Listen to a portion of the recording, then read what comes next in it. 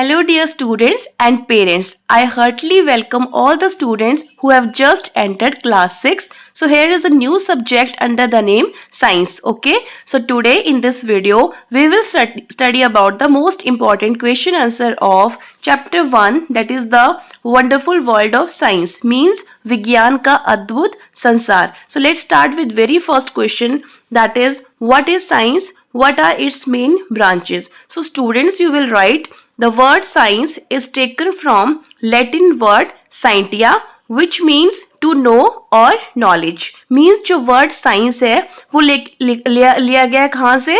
Latin language के एक word से जिसका मीनिंग है जो है साइंटिया और जिसका मीनिंग होता है टू नो मतलब जानना या फिर नॉलेज मतलब जानकारी होना. Okay, so science is something about to know. Clear?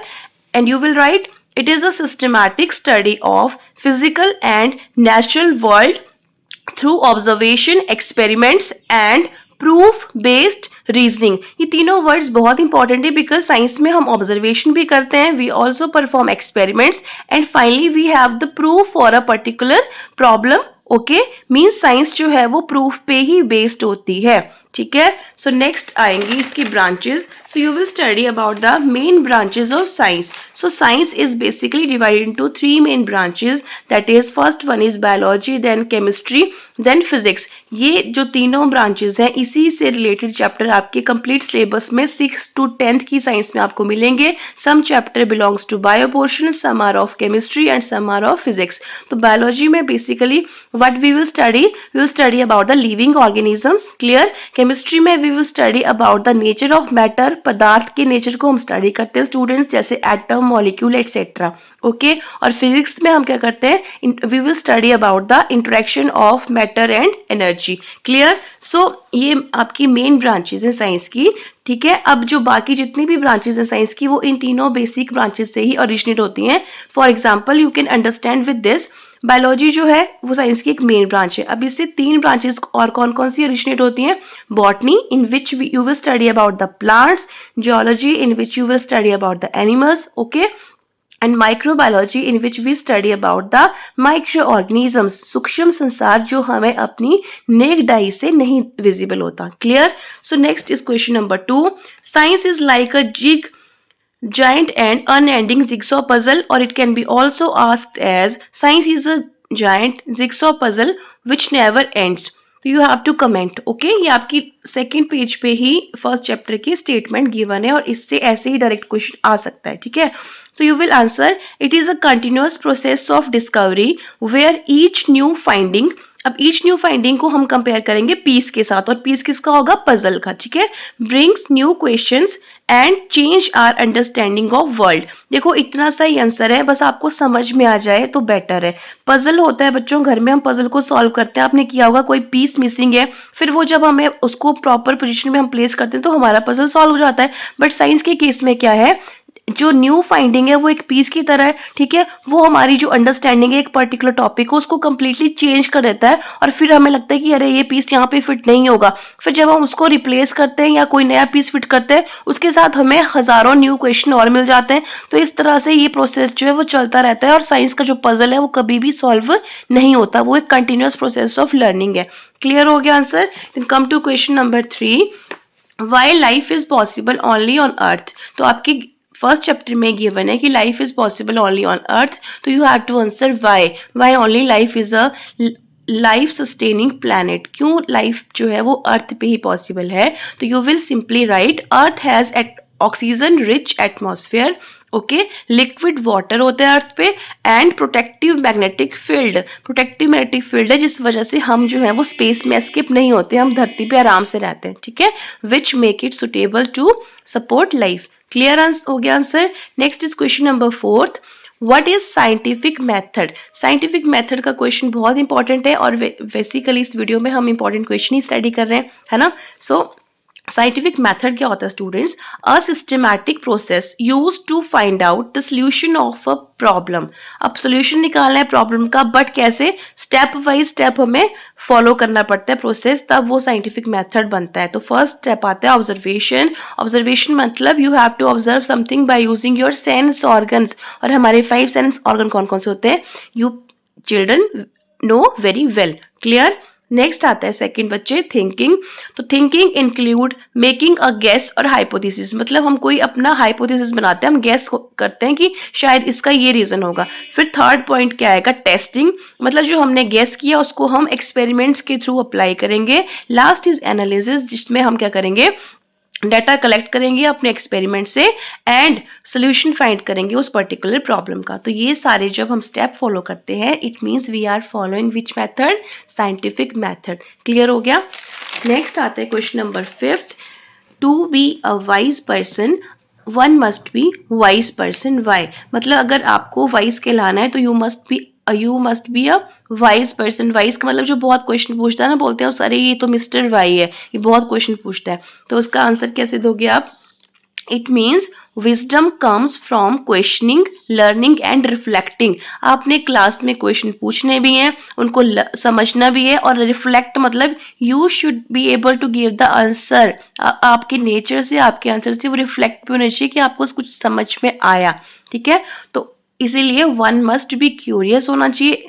और क्यों, क्योंकि जो क्यूरियोसिटी है that is directly proportional to science. जितने आप क्यूरियस होंगे बच्चे, उतने ही आप साइंस के क्लोज जाओगे। ठीक है, ओके। सो क्वेश्चन नंबर 6 है व्हाट इज वाटर साइकिल। तो वाटर साइकिल क्या होता है, आपकी बुक में है, ये भी हमने फर्स्ट चैप्टर में स्टडी किया। Somewhere you are given with the picture of water cycle. Clear. तो द कंटिन्यूअस मूवमेंट, कंटिन्यूअस लिखना जरूरी है क्योंकि ये एक कंटिन्यूअस प्रोसेस है जो never stops. Okay, the continuous movement of water between earth's surface and atmosphere, that is water cycle. It involves 3 steps. First, I hope ये आपने ईवीएस में पढ़े भी होंगे पहले लोअर स्टैंडर्ड्स में, but still, evaporation, then condensation, then last one is precipitation. Evaporation में क्या होता है, वाटर जो है वो अर्थ सरफेस से ड्रॉपलेट की फॉर्म में एटमॉस्फेयर में जाता है। कंडेंसेशन में वही वाटर ड्रॉपलेट्स जो हैं वो एटमॉस्फेयर में प्रेजेंट डस्ट पार्टिकल से कंबाइन करके क्लाउड्स बनाती हैं। और प्रेसिपिटेशन में क्या होता है, वही जो वाटर है जो अर्थ की सरफेस से ही एटमॉस्फेयर में गया, वो अगेन वापस आता है एटमॉस्फेयर से अर्थ के सरफेस पे, किस फॉर्म में, may be in the form of snow और रेन और any other form of water. Clear. 7th question is why is curiosity essential in science. विज्ञान में जो क्यूरियोसिटी है वो क्यों जरूरी है, तो you will answer curiosity is the base of asking question.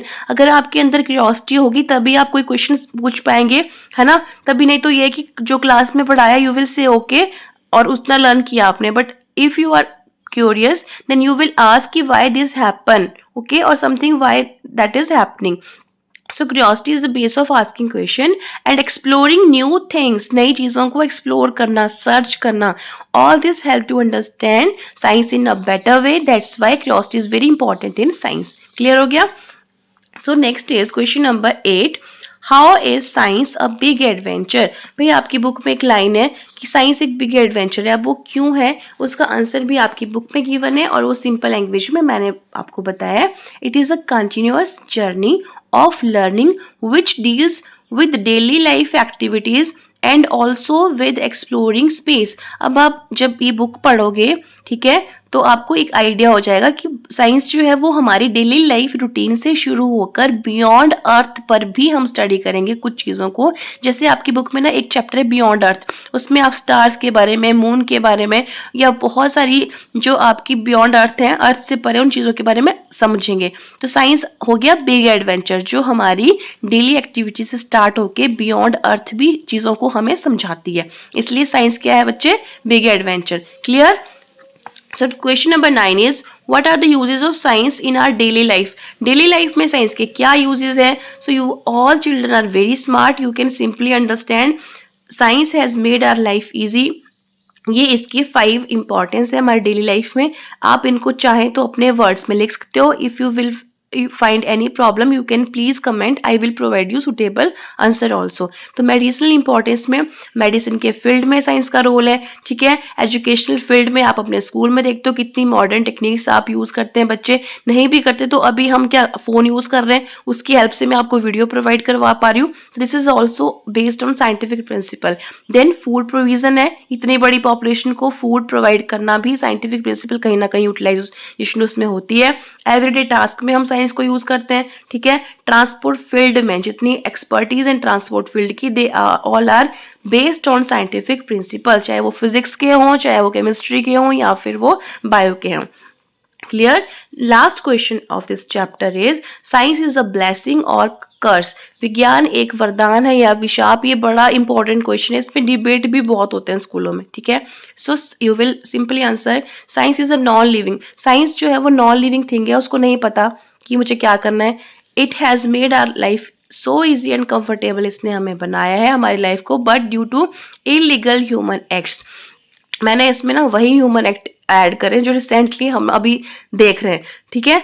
We all are facing environmental issue. Environmental issue कैसे स्टूडेंट्स, अभी हम मार्च के मार्च में, मई में हम अप्रैल में हम कैसा फील कर रहे हैं, कुछ टाइम जब वेदर चेंज होता है तो वी फील लाइक कोल्ड, है ना, we feel like winter season. तो ये एनवायरमेंटल इशू हम फेस कर रहे हैं। एंड न्यूक्लियर वेपन थ्रेट्स, जो मिडल ईस्ट में वॉर चल रहा है उसमें न्यूक्लियर वेपन के बहुत सारे थ्रेट्स आ रहे हैं दोनों कंट्रीज की तरफ से, जो उसमें बेसिकली इन्वॉल्व है, तो वो भी हमने रिसेंटली देखा है। ओके, सो ये साइंस की ही मतलब साइंस का ही ये रिजल्ट है, but how we are using it, that is important. So it totally depend on us how to use it. So that's all for today. Thanks for watching.